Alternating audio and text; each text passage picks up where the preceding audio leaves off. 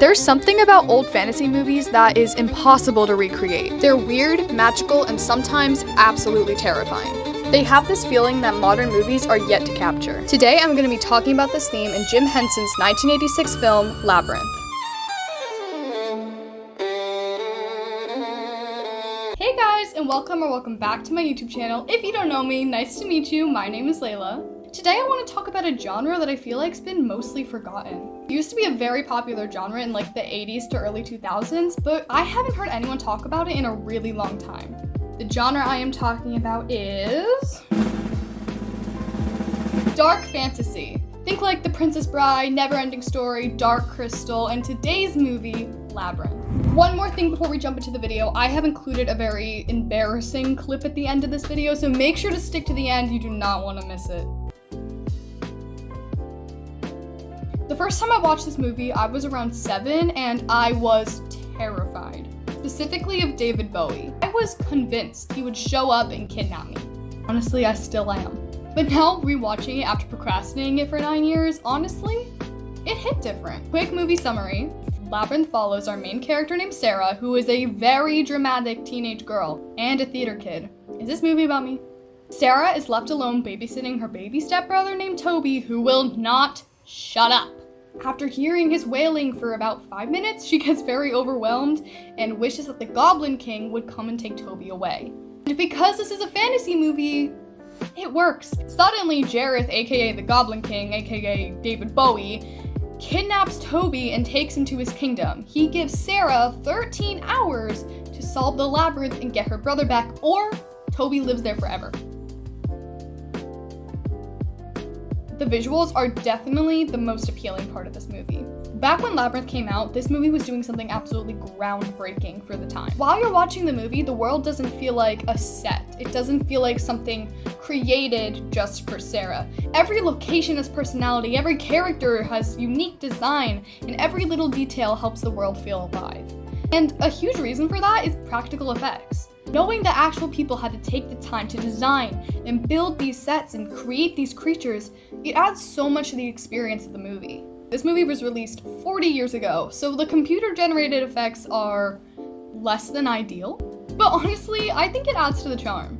You know what? I take it back. The visuals are not my favorite part. My favorite part is the creature. They aren't just like random monsters. Every single one of them has a unique personality. And I have to talk about the worm.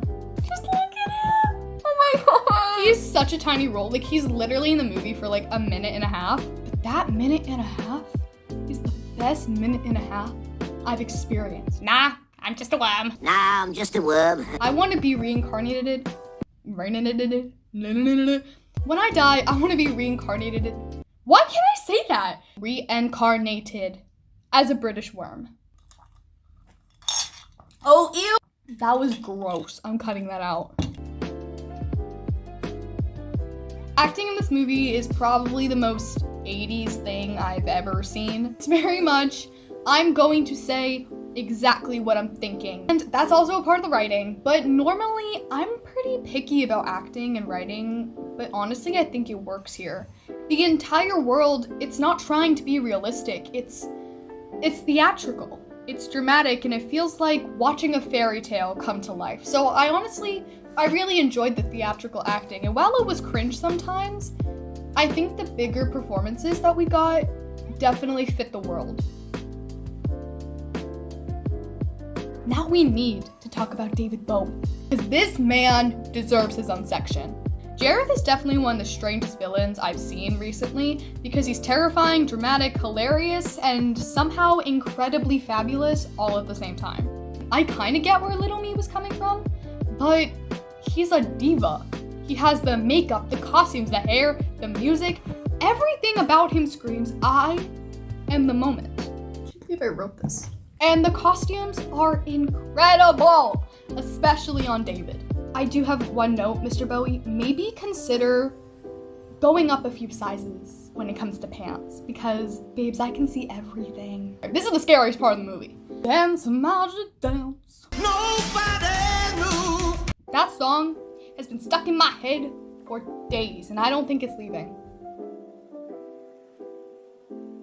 One thing I really appreciate about this movie is that it really takes its time and lets things ruminate. There's so many long shots of Sarah walking through the labyrinth, and instead of feeling boring, it makes you feel trapped with her. This is something that a lot of modern movies avoid now, because everything's just moving so fast, especially in media made for kids, because with social media and the growth of like constant access to stimulation of the brain, people's attention spans, especially kids' attention spans, have been decreasing rapidly. So in movies, it's like something always has to be moving. There has to be a bright color on screen at all times. And that didn't feel forced with this movie. It took its time, it let you absorb what was happening, and I really miss that, and I'd love to see that in modern movies. This curl is pissing me off. It's been in my face all day. Well, now it looks bad, hold on. Dance magic.